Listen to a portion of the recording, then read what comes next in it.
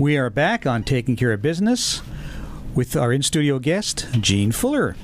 Senator Gene Fuller. State Senator Gene Fuller. Let's be more correct here. Okay. The Tea Party. Do you think the Tea Party is... it's serving a purpose, I think. I think they're doing a great job. I do, too. Okay, good. Yeah. That was my question. I actually got to speak to a group of the Tea Partiers in Porterville on 4th of July, and it was very, very warm there that day, and it was outside, and there were really a lot of people that came, showed a lot of interest, had great questions. I mean, it's America re-engaging. You know, it's interesting. I haven't had a chance to tell Clay yet, but this morning I lined up the Tea Party president in Tehachapi and the one in Bakersfield. They're going to come on the show on August 20th. So, cool. On a Saturday. So. That's wonderful. Yeah, that'll be fun. What do you think of this?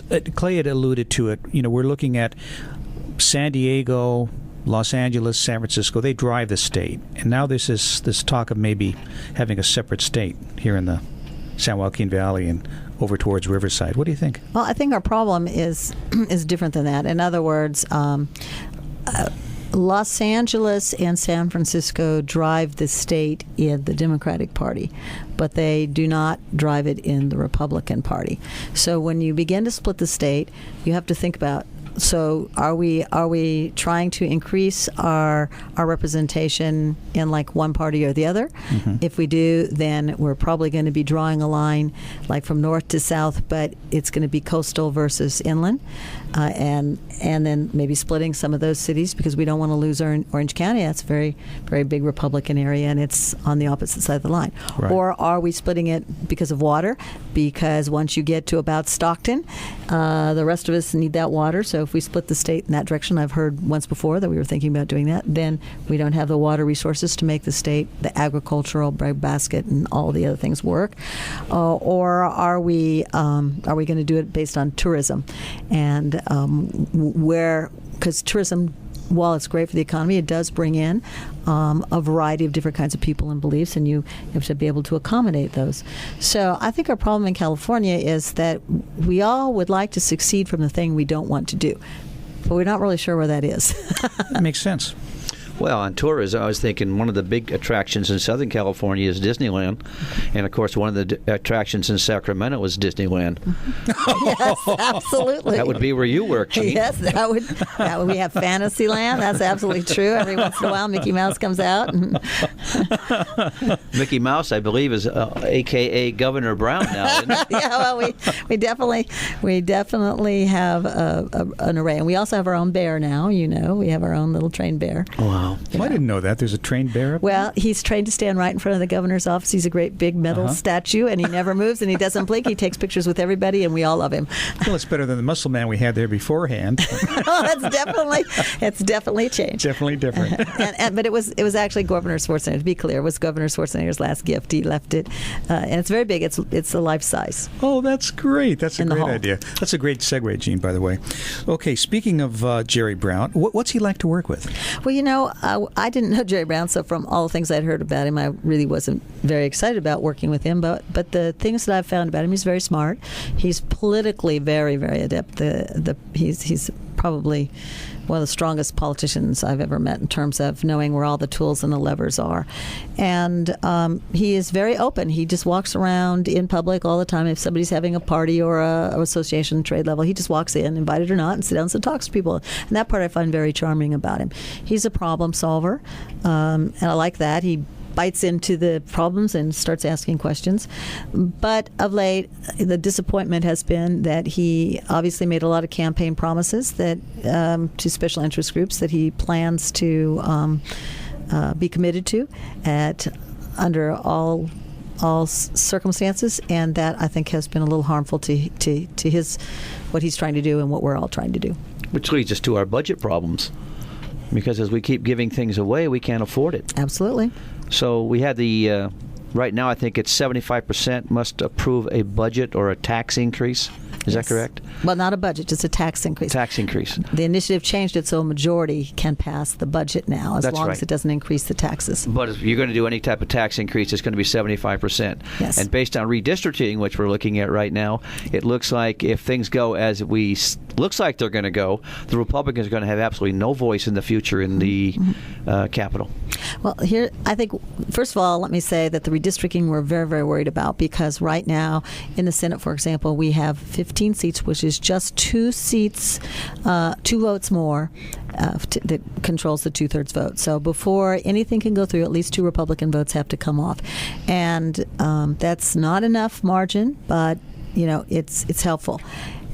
Under the current redistricting, it might be only 11 safe seats as opposed to 13 safe seats and 2 target seats, and that would be very disastrous.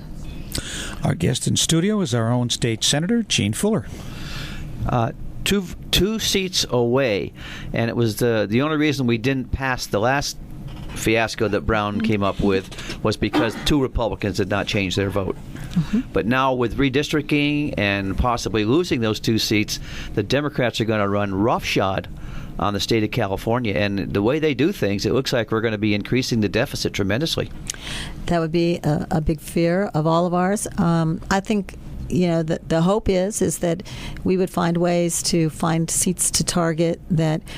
A target seat usually costs $2 to $4 million to win, sometimes $7 million. Wow! So they're very, very expensive. So when you say safe seats, those seats are money most candidates can raise themselves.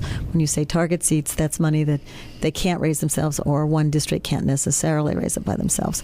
So we're looking at a couple different problems, and one of them is going to be: Are we pricing ourselves out of the market? And they also we also made a recent change where they're going to take the top 2 vote getters, regardless of what party they're in.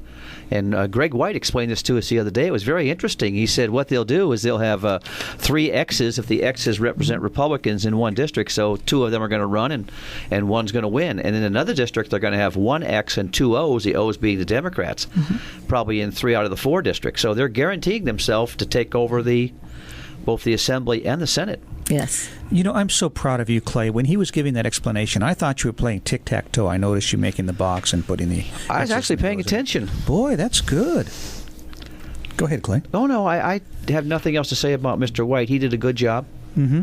And Javier was wonderful. You know Javier, he works with Shannon I love Grove. both of those young men, Yeah, they great. do a great job. So do you think, Gene, that, are we kind of locked out of the system now? Are we really relative now in California? I will say that probably we are always going to be relevant because the government is a spending machine. I mean, that's basically what it's designed to do, is it spends to give services. So at some point, they're always going to need more votes than what they've got, because there are moderate Democrats that are fiscally conservative as well.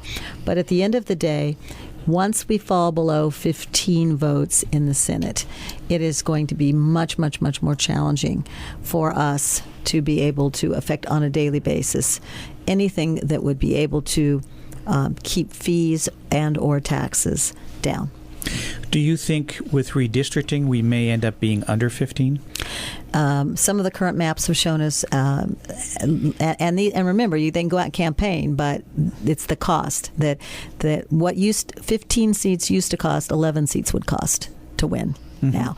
And so at that point, then, unless there's like a whole new infusion into the party or new money or new direction, we probably would not take those seats. And the new direction is to re-register people so that you have more Republicans registered to vote and that more of them go out and vote. Okay, so it almost sounds like our problem, we've got to go back further to solve the problem. We've had Bob Lowen in here talking about the initiative, and we haven't talked to Bob in a while. I don't know where that initiative is, but on trying to stop unions and corporations from donating to campaigns.